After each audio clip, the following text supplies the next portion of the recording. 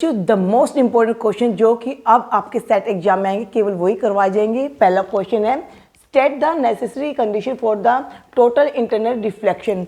The most important है, पिछले lecture में करवा चुकी हूँ। मेन कंडीशन क्या होती है, जो ऑब्जेक्ट है वो डेंसर मीडियम से रेयर मीडियम में जाएगा, ठीक है। और जो एंगल ऑफ इंसिडेंट होता है वो क्रिटिकल एंगल से ज़्यादा होना चाहिए।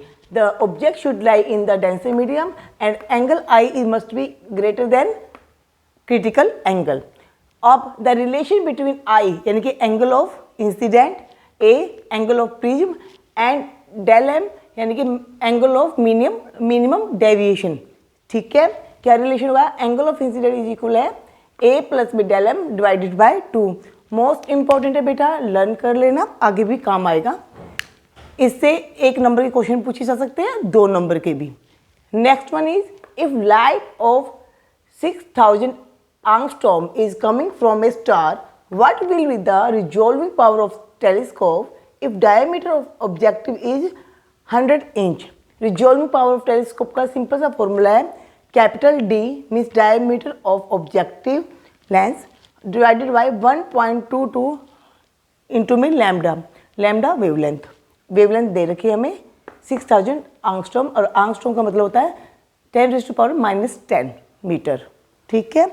अब बेटा ये भी सब कुछ मीटर में है, तो हमें ये भी पता होना चाहिए जो इंच है उसका मीटर में क्या रिलेशन है। तो 100 inch is equal to 2.54 metre, ठीक है। सिंपल सी वैल्यू सब्सटीट्यूट कर दो। डी की वैल्यू आपको पता ही है, 100 इंच है यानी कि 2.54 है, तो 2.54 लिख देंगे डी की वैल्यू। 1.22 की जगह 1.22 है, और लैम्डा आपको पता ही है 6000 है, तो 6000 लिखेंगे। आंगस्ट्रॉम के साथ 10 की पावर माइनस में 10 लिखेंगे, ठीक है बेटा। इसे आप सोल्व कर लेना, जो भी आंसर आएगा वही आपका आंसर होगा। क्लियर बेटा।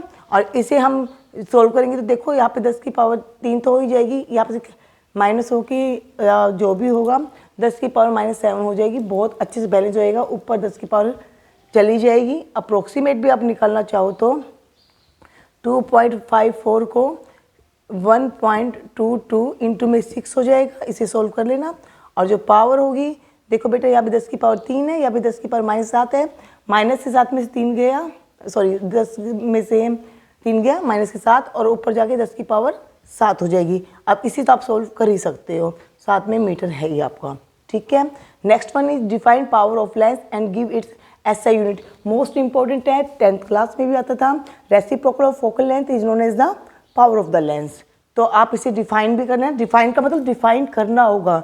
सिंपल फॉर्मूला लिखोगे तो काम नहीं बनेगा, नंबर कट जाते हैं, ठीक है। हमने डिफाइन बोला है तो आप क्या कहोगे, reciprocal of focal length is known as the power of the lens and that is given by P is equal है 1 में F, और SI यूनिट डायोप्टर होता है, याद होना चाहिए सभी को। और नेक्स्ट वन इज बेटा most important, what is the focal length, give its unit, calculate focal length of the lens having radius of curvature 30 centimetre. Simple सा बेटा, पहले what is the focal length यानी कि डिफाइन करना होगा। The distance between optical centre and the principal focus of lens.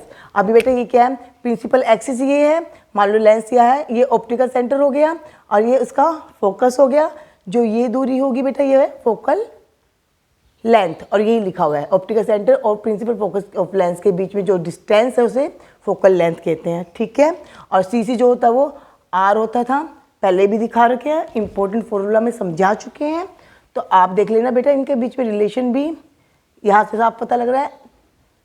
R is equal है 2 time F, R देखो इतना है और F इसका आधा है, या फिर आप जैसे भी करना चाहो कर सकते हो। तो आपने पहले डिफाइन किया है, कर दिया। फिर नेक्स्ट देखो, गिव इट्स यूनिट। तो बेटा आपको लेंथ है, लेंथ का यूनिट क्या होता है, मीटर, तो आप सिंपल से लिख दोगे इसके लिए यूनिट क्या है, मीटर। नेक्स्ट देखो, जितने क्वेश्चन के पार्ट थे सभी को ही अटेम्प्ट करना होगा। कई बच्चे बीच में एक आधा हिस्सा छोड़ जाते हैं जो कि गलत है। Calculate focal length of the lens having radius of curvature 30 centimetre. Radius of curvature कितना है, 30, ठीक है। यहाँ से रिलेशन क्या निकल जाएगा, F बराबर है R बाय में 2, वही सब्सटीट्यूट किया है। R की वैल्यू 30 है, 2 से डिवाइड करो तो 15 सेंटीमीटर आ जाएगा, क्योंकि यहाँ पे यूनिट सेंटीमीटर में है। याद रखना, जो यूनिट दे रखी है उसी में हम आंसर लिखेंगे, अपने हिसाब से यूनिट नहीं बदलेंगे, अदरवाइज मार्क्स कटेंगे। अब आपके लिए कमेंट सेक्शन में छोटा सा इंपॉर्टेंट क्वेश्चन है, आई होप आप इसका रिप्लाई देंगे। What is the unit of refractive index, जिसे हम म्यू से डिनोट करते हैं, कई जगह एन भी बोल देते हैं। ठीक है बच्चों, थैंक यू।